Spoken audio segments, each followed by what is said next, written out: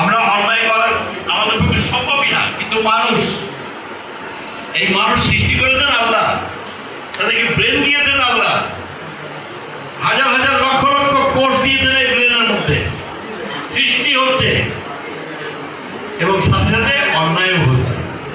সৃষ্টির সাথে সাথে অন্যায়, এই অন্যায়কে আমাদের প্রতিরোধ করতে হবে। সৃষ্টির সঙ্গে উল্লাসে আমাদের বেঁচে থাকতে হবে, অন্যায়কে প্রতিরোধ করতে হবে।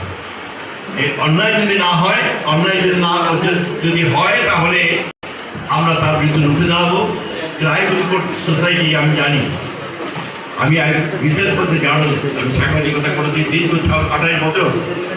28 বছর আমি সাংবাদিকতা করেছি, এক টাকা। এখন আমি কোনো পত্রিকার সাথে নাই, কিন্তু অনেক পত্রিকা আমি লেখালেখি করি। আমার অনেকগুলো বইও বেরিয়েছে, বিভিন্নভাবে বইও বেরিয়েছে। এবারও একটা বই বেরিয়েছে ভাষা আন্দোলনের উপরে, বাচ্চাদের জন্য লেখা। আমরা আমাদের অস্তিত্ব ভুলে যাচ্ছি। আমাদের কি সংগ্রাম করে আমরা নিজেদের অস্তিত্বকে টিকিয়ে রেখেছি আপনারা জানেন। একটার পর একটা সংগ্রাম করেছি। আপনারা জানেন ভাষা আন্দোলনের মাধ্যমে আমাদের সংগ্রাম শুরু হয়েছিল, ভারতবর্ষ স্বাধীন করার মাধ্যমে আমাদের সংগ্রাম শুরু হয়েছিল। তারপরে ভাষা আন্দোলনের পরে 1958 সালে 1954 সালে একটি ইলেকশনের মাধ্যমে আমাদের একটা গণতান্ত্রিক সরকার প্রতিষ্ঠা হয়েছিল। 1958 সালে মার্শালের মাধ্যমে নির্বাচন করা হয়েছিল। 1965 সালে সেই মার্শালের বিরুদ্ধে, আইয়ুব খানের বিরুদ্ধে আমাদের সংগ্রাম করতে হয়েছিল। আমি তখন ছাত্র ছিলাম। আমরা দীর্ঘ সংগ্রামের মাধ্যমে, আমি তখন জিএস জুলুমের মধ্যে ছিলাম। আমি তখন বিএম ছাত্র সংসদের সাধারণ সম্পাদক ছিলাম। 1962 সালে আমাকে কয়েকবার জেলে যেতে হয়েছে, আর আমার মাথায় আমার জন্য হুলিয়াও ছিল। এরপরে 1966 সালে আমাদের স্বাধিকার আন্দোলনের শুরু হয়েছিল। 1969 সালে গণঅভ্যুত্থান হয়েছিল। 1970 সালে আপনারা জানেন মার্শাল ল জারি করা হয়েছিল, এবং মার্শাল লর পক্ষ নিয়ে যুদ্ধ আমাদের বাংলাদেশের সাথে পাকিস্তান সেনাবাহিনী, পাকিস্তানের সশস্ত্র বাহিনীর সাথে আমাদের যুদ্ধ হয়েছিল। সেই যুদ্ধে শহীদ হয়েছেন 30 লক্ষ আমাদের ভাইয়েরা। 1 নদী রক্তের বিনিময়ে আমরা দেশ স্বাধীন করেছি। 2 লক্ষ মা বোনের বীর্যদের বিনিময়ে আমরা দেশ স্বাধীন করেছি, একটি পতাকা দিয়ে। আপনাদের কাছে আমার বিনীত অনুরোধ যে এই সিয়ামের মাসে অন্তত আমরা এই প্রতিজ্ঞাই করব, এই স্বাধীনতার মাসে আমরা এই প্রতিজ্ঞাই করবো, আমরা আমাদের স্বাধীনতাকে সংরক্ষণ করবো, আমাদের জাতীয় পতাকাকে সমুন্নত রাখবো, পৃথিবীর মানচিত্রে আমরা গর্বিত দেশ হিসেবে পৃথিবীর মানচিত্রে পরিচিত করবো, এবং আমরা ন্যায় নীতির মাধ্যমে সকল অন্যায়কে প্রতিরোধ করবো। সবে আজকে থেকেই কেবল শুরু হলো আবার নতুন করে গণতন্ত্রের যাত্রায় আপনারা সকলে সামিল হবেন। এই গণতন্ত্র যেন নস্যাৎ না হয়, যেন লোকে ভোট দিতে পারে, লোকে তাদের নিজস্ব অধিকার আদায়ের জন্য যে সংগ্রাম করেছে, সেই সংগ্রামে অন্তত ভোটাধিকার তো পেয়েছি। আমরা ভোটাধিকার পেয়েছি, ভোট দিতে পেরেছি সকলে। আমরা এই ভোটাধিকার আর হারাতে চাই না। আপনাদের সকলের কাছে আমার বিনীত অনুরোধ, যেখানে দেখবেন অন্যায় এবং আপনার অধিকার ক্ষুণ্ণ হচ্ছে, সেই অধিকার আদায় সংগ্রামে আপনারা ঝাঁপিয়ে পড়বেন।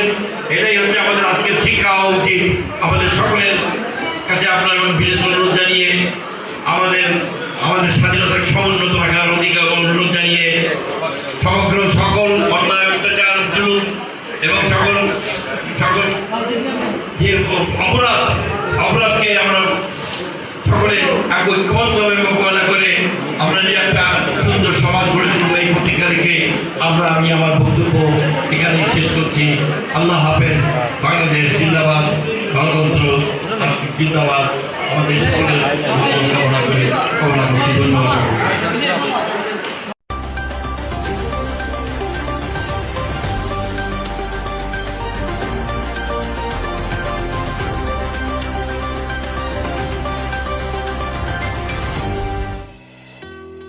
খুলনা জেলার পাইকগাছা থানার সোনাতনকাটি গ্রামে ঢাকা প্রেস ক্লাব ও আন্তর্জাতিক প্রেস ক্লাবের সভাপতি আওরঙ্গজেব কামালের বাড়িতে বাংলাদেশ ভূমিহীন ও গৃহহীন হাউজিং লিমিটেড উদ্যোগে গরিব ও দুস্থ মানুষের মাঝে খাদ্যসামগ্রী ও শীতবস্ত্র বিতরণ করা হয়েছে।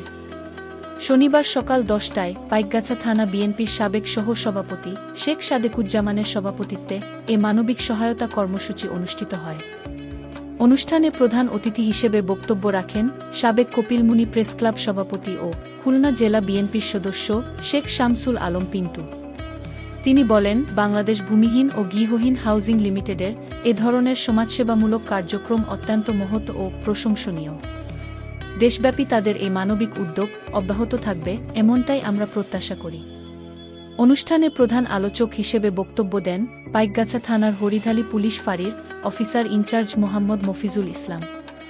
তিনি বলেন, আসন্ন জাতীয় সংসদ নির্বাচনে আপনারা সবাই নির্ভয়ে ভোট দেবেন। নির্বাচনকে কেন্দ্র করে কেউ কোনো বিশৃঙ্খলা সৃষ্টি করলে তাকে কোনোভাবেই ছাড় দেওয়া হবে না। কর্মসূচির উদ্বোধন করেন সংগঠনের চেয়ারম্যান ও ঢাকা প্রেস ক্লাব সভাপতি আওরঙ্গজেব কামাল। তিনি বলেন, আমরা সবসময় অসহায় মানুষের পাশে আছি। দলমত নির্বিশেষে মানুষের কল্যাণে আমাদের এই কার্যক্রম দেশব্যাপী অব্যাহত থাকবে।